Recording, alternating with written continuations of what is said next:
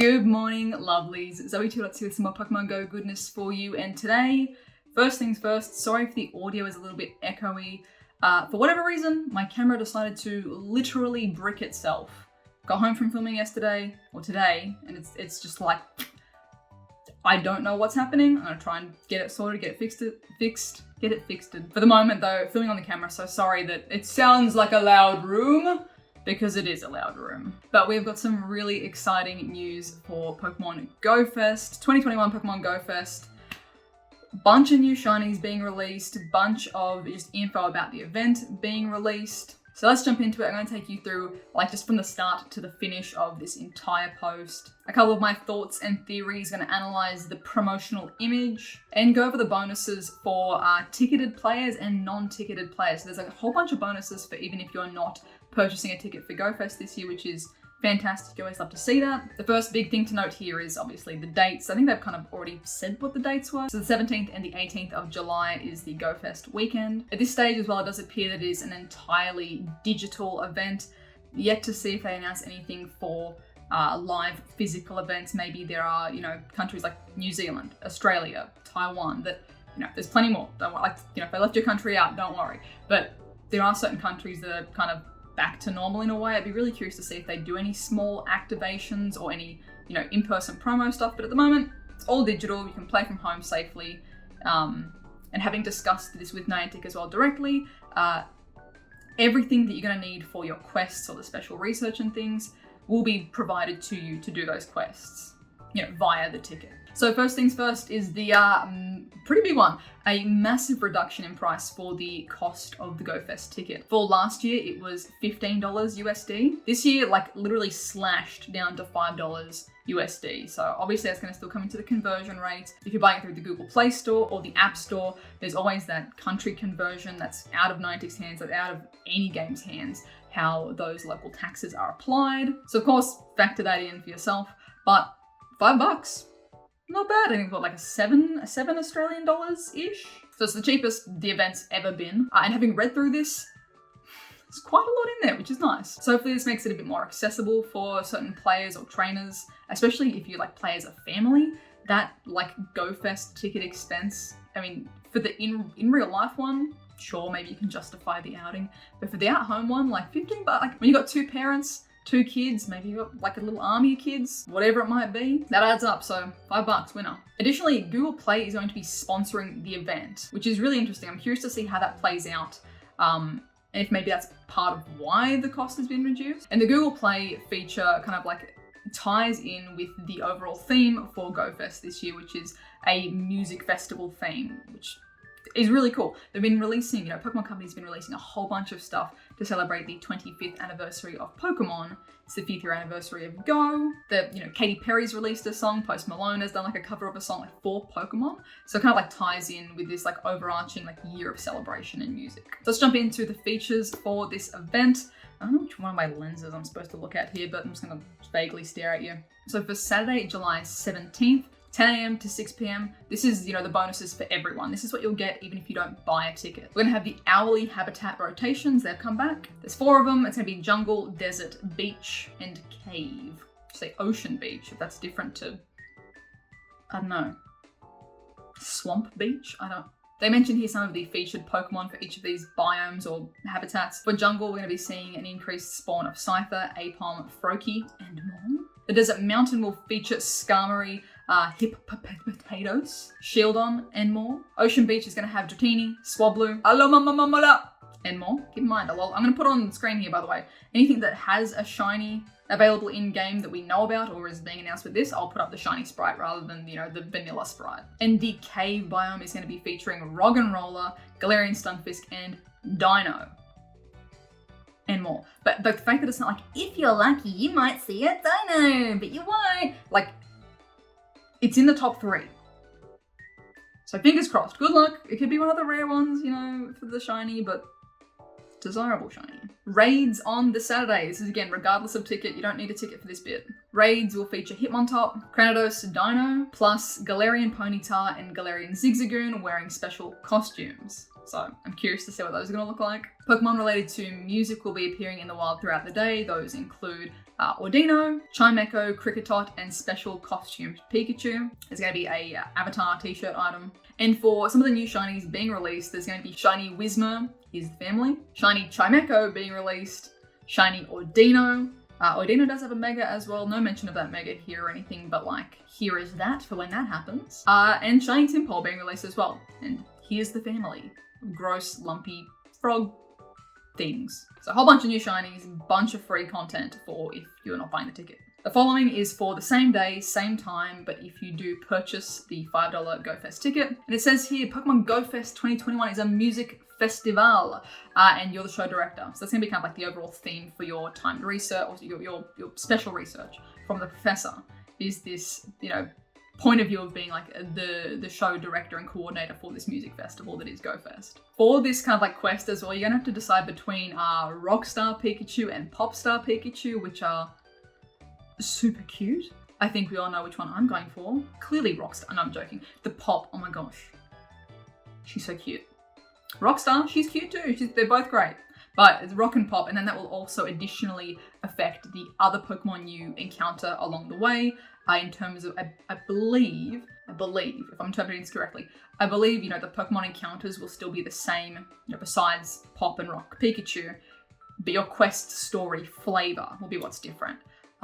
Additionally, the music in your game will be different. There's a rock theme and a pop theme. Both have been composed by Junichi Masuda, which is outstanding. If you don't know who that is, Masuda-san is one of the original Pokemon creators and did all of the music for like the original games. That nostalgia in your brain, those songs, that's Masuda-san. So two fresh tracks coming in. But otherwise, yeah, I'm pretty sure regardless of which, you know, Pop or Rock that you pick, I believe the other encounters throughout the quests will remain the same. It's just the vibe that you pick in for the day. In that special research as well, it's going to lead to a encounter with a mythical Pokemon. I think we can all reasonably assume or guess or speculate that it will be Meloetta, a very musical themed mythical Pokemon. Here she is, or here they are. Here they are. Some Pokemon don't have a gender, and I don't want to Google it right now. You'll also get an exclusive avatar t-shirt and exclusive avatar pose. Additionally, after you complete the special research, you can take a snapshot for a special encounter. So curious what that will be.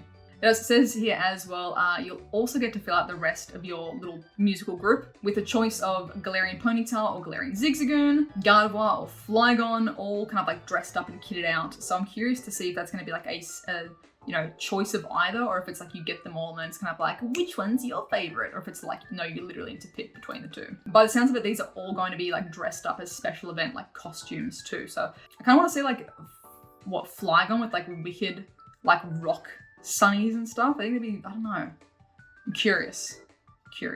Additionally, the Global Challenge Arena is back this year. So as with last year, every hour there is kind of like a challenge. And if you complete that challenge, you know, within that, however quickly you complete that challenge globally with everyone around the world, say if you complete catch a bazillion Pokemon together and you do that in 5 minutes, then for the rest of that 55 minutes, in that hour, you've unlocked the triple Stardust or whatever it might be. Last year, there were some pretty good rewards and some pretty decent challenges.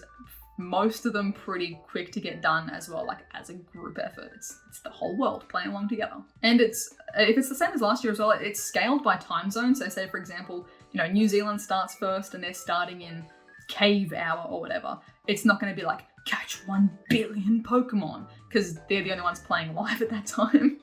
It does scale, so it's like, oh, there's like 5 of you Kiwis playing together. I mean, like, just get 10 and, you know, you're good, you've unlocked the thing. And then, you know, obviously when Japan gets online and it's, you know, we're all sharing the Japan, Australia, Taiwan, like Indonesia, like everyone's online at the same time sort of thing, it scales up to make, you know, the challenge a bit more realistic.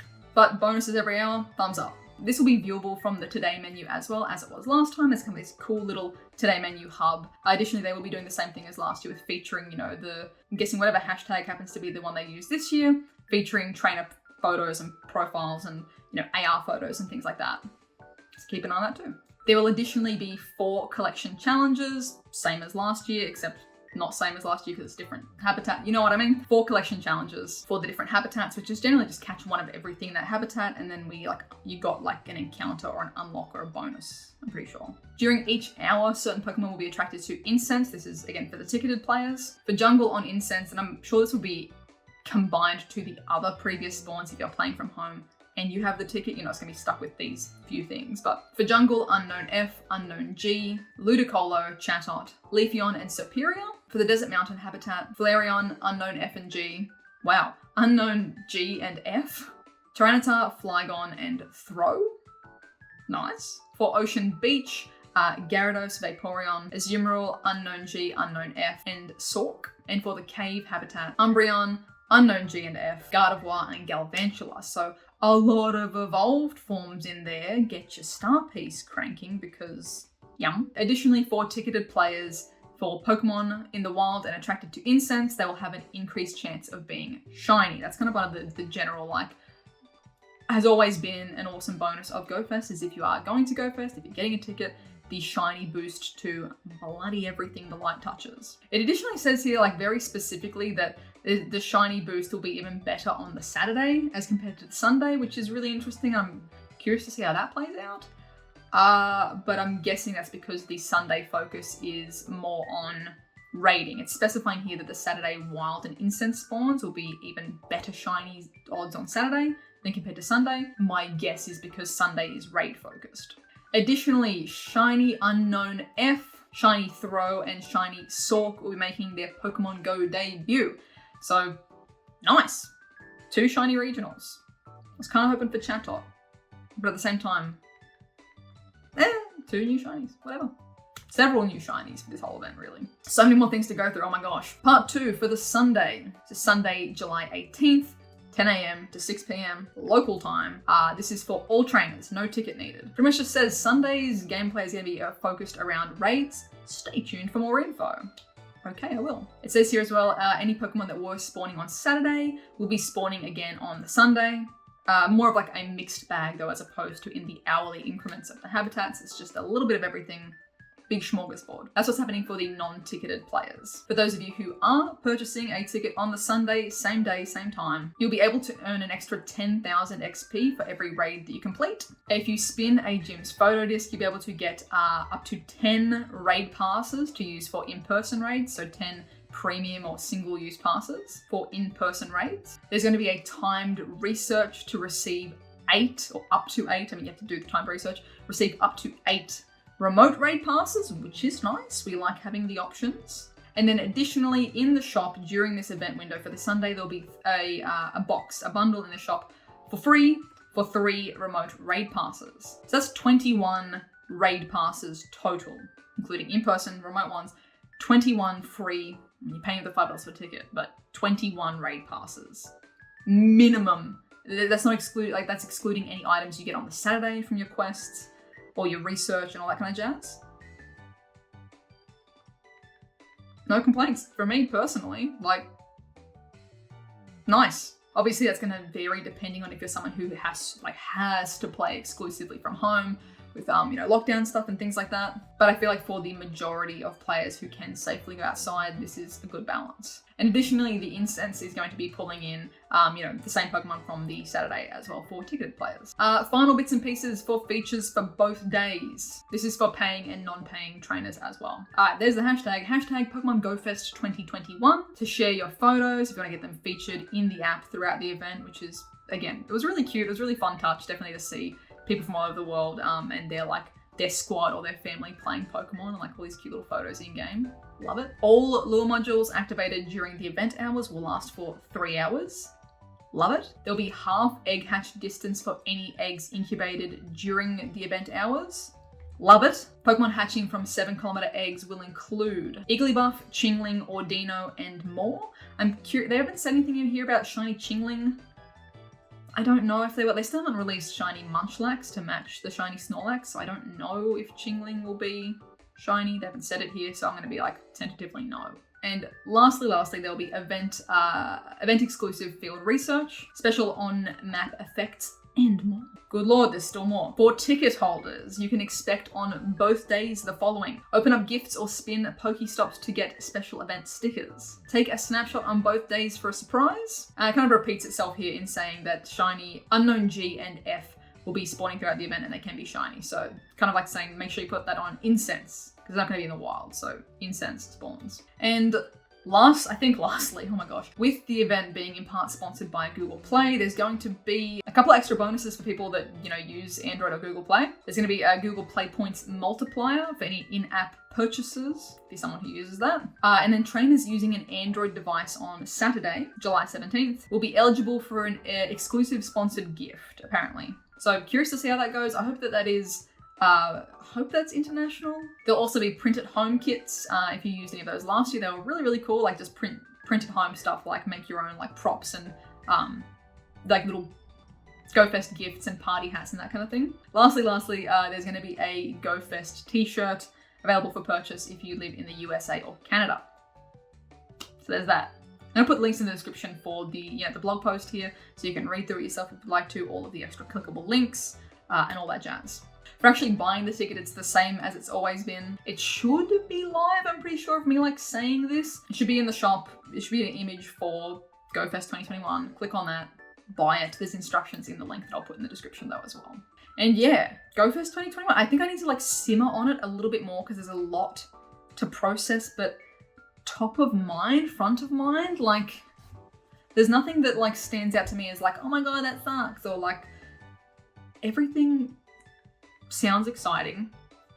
Bunch of new shinies, which is always nice. Whole bunch of bonuses for like the raid passes and all that. The half egg hatching is great. The hourly challenges and stuff usually lead to things like triple stardust, double catch candy, whatever it might be. Like those bonuses last year were all really good. So those will kind of like stack on top of what's happening already. I kind of like that the Sunday is a focus on raiding as opposed to a focus on the Team Go Rocket grunts.